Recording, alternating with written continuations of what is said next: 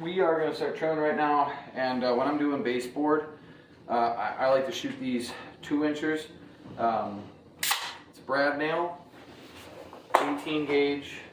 Don't get that confused with a finish nail, which is a 15 gauge. The lower the number, the bigger the nail, bigger the hole, etc.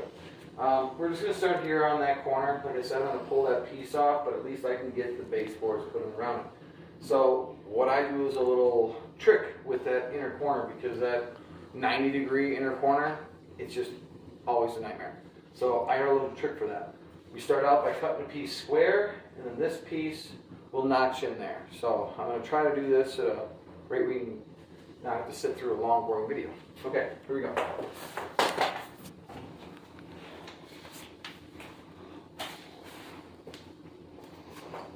Always start out and nip off that factory end, by the way, because it's not as good as your saw. I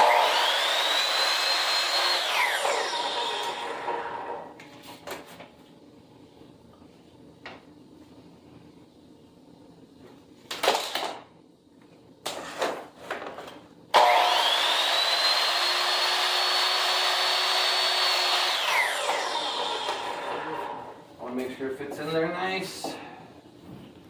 Okay. A little snug, not too bad, which is perfect.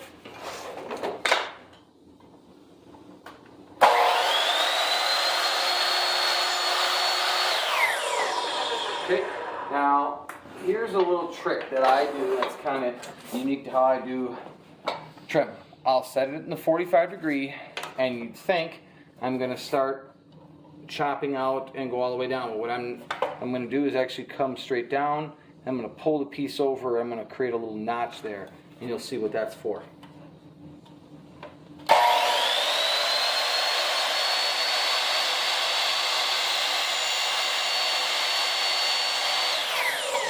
Okay, that's the notch we're talking about. Don't die.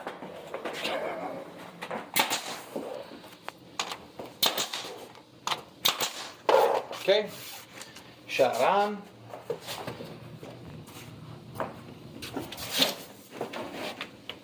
Okay, now I'm going to measure wall to jam where I need it to be. 26 3/4 is essentially spot on.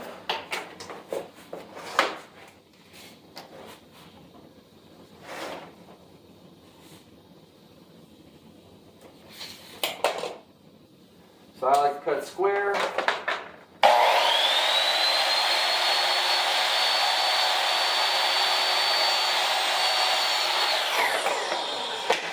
Okay. Now I'm going to cut that 45 on that inner corner.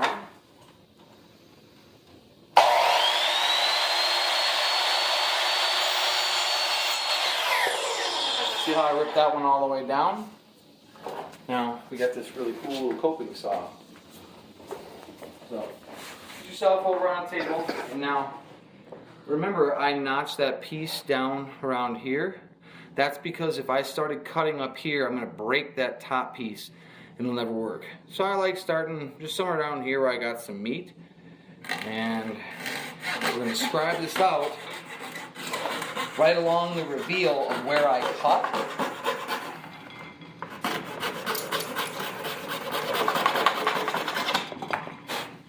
Okay, see that? Okay, now watch this.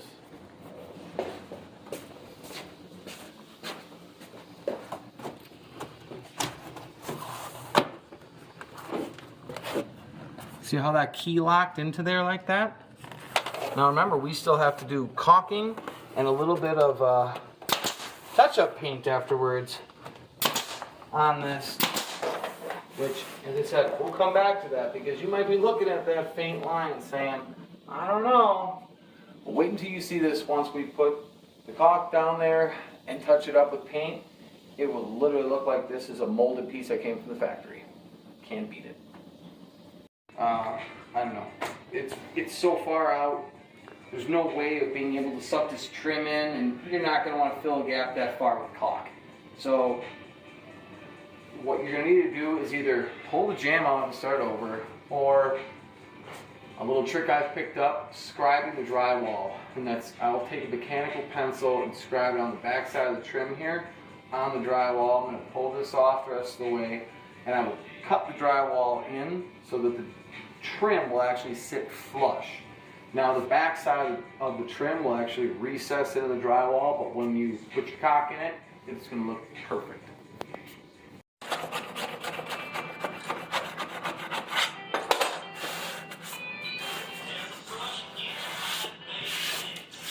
Wow.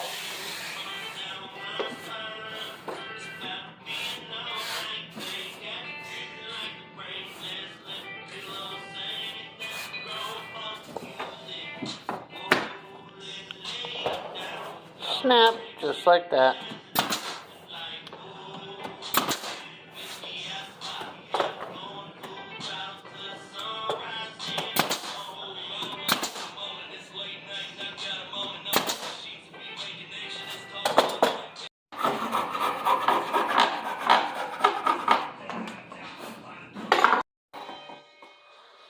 The more times people can see this, the better.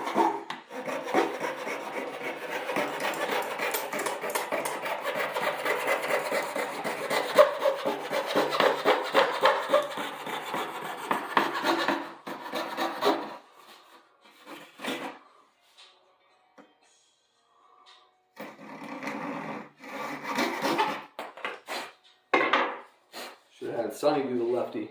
I should have done the lefty. I'll give you some time. I'm doing the lefty. So close. Just gotta trim the end, that's it. Yeah, better than having to get out the trim stretcher. Trim stretcher, the board stretcher, yeah, we know that. Is that a carpet joke?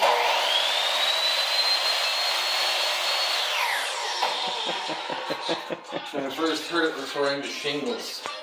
Get the shingle stretcher. Hmm. My first part of the wood stretcher. We'll get the wood stretcher.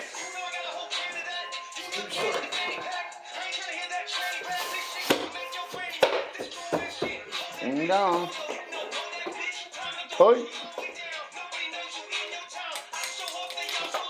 Uh-oh. Out of nails. Ah, that's why you bought it. For that